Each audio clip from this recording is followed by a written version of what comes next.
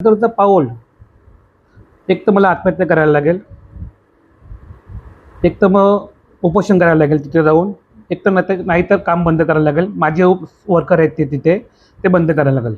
समजा मी प्लॅन जर बंद केला, काम बंद केला 8 तास, तर तिथे परिस्थिती गंभीर होईल.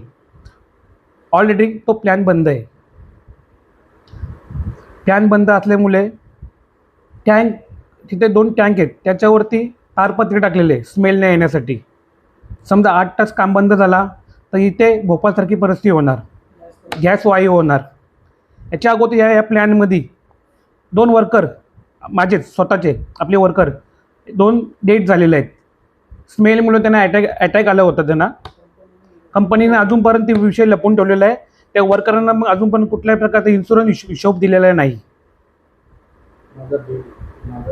माझं बिल त्यांच्याकडे 26,10,000 बाकी आहे. जर नाही हे पेमेंट दिला तर मला योग पर्यायाशिवाय मला काही ऑप्शन नाही.